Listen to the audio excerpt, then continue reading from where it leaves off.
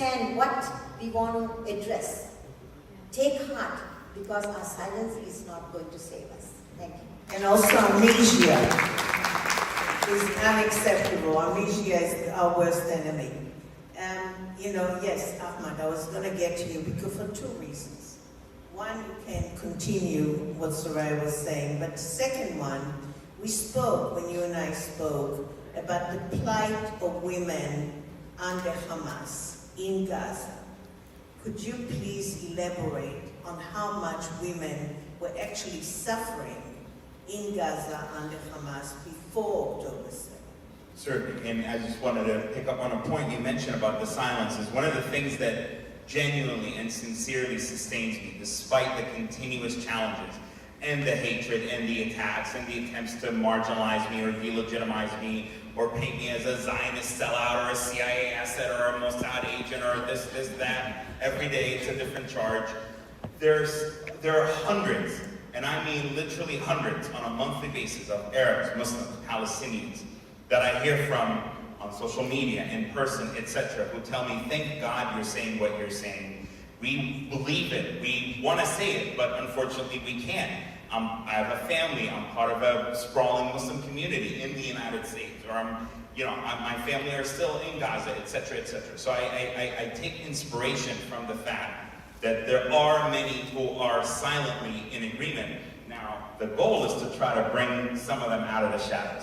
The goal is to say, okay, I can maybe understand if you're in the West Bank or if you're in Gaza or if you're in some other place that, is difficult. You're dealing with the daily realities of life under those circumstances. You have Hamas, you have communal pressure.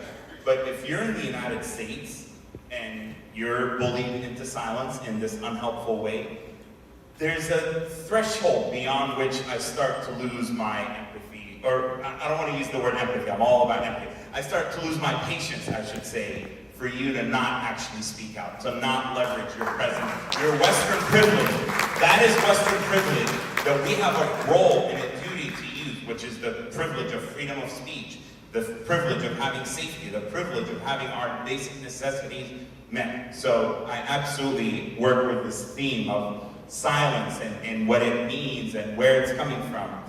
As for your earlier question, no doubt, and as part of trying to be nuanced and be accurate, on the one hand, Hamas isn't straight up the Taliban or ISIS in the sense that they are not as fascistic as some of these Islamist terror groups. On the other hand, Hamas has adapted a more sophisticated, more gradual approach, to Islamize the society.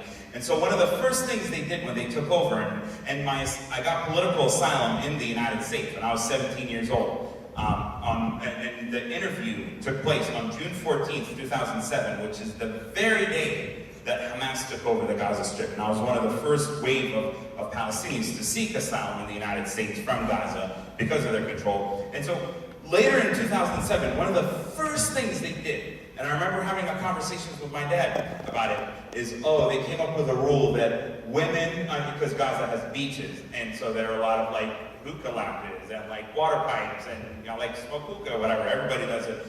Women cannot smoke hookah in public on the public beach, on the beaches, because that's just it's not civilized, that's the word they use. So it was almost immediate, and then they were they gauged some of the public pushback, and then they would roll it back, and then, years later, actually we don't want women to leave Gaza through the Rafah border crossing, the passenger crossing, without the approval of a guardian. And it started with a guardian for the young women, and then they tried to expand it, it has to be a brother or a father or a mahram. And then there was backlash, and then they were okay, fine, we're gonna push back, and then not really. Last year, right before October 7th, there was a young lady that I was helping in Gaza go to Bulgaria to a scholarship. And I was connecting her with another friend of mine who was teaching her English, and how do you go through the airport, and how do you transfer flights, just basics. She had never been out of Gaza. They met at a coffee shop, and Hamas's morality police, just like in Iran, came up to my friend, and she thankfully made it out of Gaza. They came up to my friend, and the female and the male guy, the young guys, and said, oh, like, are you guys together? Are you married, you know? And they were like, no, we're not married. And they were like trying to ask him questions. Why are two single, unmarried? And it was like 11 in the morning. And my male friend, actually escalated with them.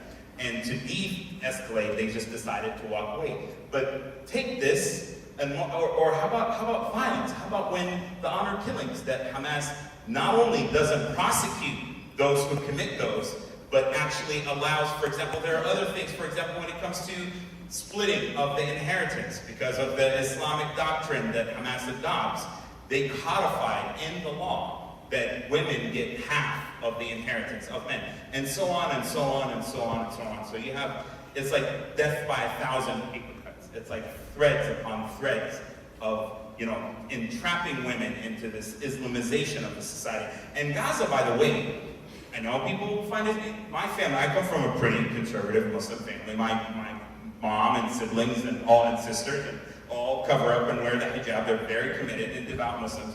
But in the 70s, and like even up into the early 80s, there are pictures of my aunts and my mom in skirts and in pants and in like cuts and stuff like that. This started in the early to mid 1980s with the Mujamma Islami, the Islamic complex. And that's how you hear about Hamas having the social services. And it creeped up to political activism. Then it creeped up to militant activism. And so, unfortunately, the women of Palestine in general, but especially the women of Gaza, over, I would say, a 3.5 decade period, have suffered from the Islamization of society in a way that is inherently inconsistent with Palestinian culture and Palestinian values that were largely secular. Yes, Islam was a big part of the Palestinian national identity, but it was always as something that goes along with the national identity, not this like, oh, we are Muslims first and then Palestinians. And I'll conclude with this, just on this, and that's the thing about Hamas, is from the very beginning, they said it out in the open, mainline headlines. We don't care about Palestinian identity. We don't care about the Palestinian state. Mahmoud al-Zahar, and I was in Gaza when all of these leaders, these disgusting leaders were there. He would say, oh, the Palestinian flag is like a little toothpick. He said that in 2007. It was only after the Palestinian National Project hit a roadblock that Hamas decided, all right, we're going to rebrand from pure Islamism to be national Islamists. And so that's why you started having the Nukhba, the Hamas's elite fighters that committed those horrendous atrocities on October 7th, when they actually still wore uniforms, not like what they do as cowards today. They started wearing, you saw all the Hamas fighters getting issued the Palestinian patch insignia to say that we are nationalist Islamists. So unfortunately, the women of Gaza, just like in a different way, have paid a heavy price. Thank you so much. I've been told we need to wrap it up. So just very quickly, I want to go through every one of you. What should this film leave with us in terms of what we need to do, each one of us, what we need to do next to make sure that we're doing our part? But really leave it for one sentence. Go ahead.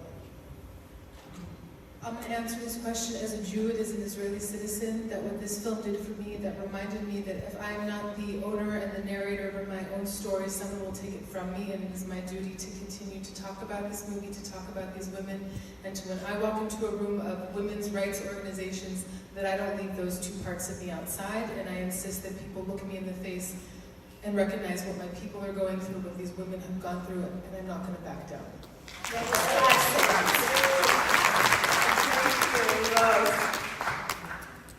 Well, I think everybody in this room can play a role.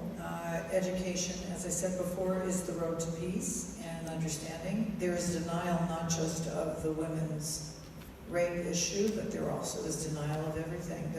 The posters being taken down, the whole experience, the whole Jewish-Israeli experience. So you have a role. You can educate, you can post, you can repost. And if you're on social media, if not, you can write a letter to the editor, you can pick up a pen, you can put your hands on this, you can make sure that every single one of your friends sees this film and other films that are relevant. So pick up a pen, make sure that you take a role here.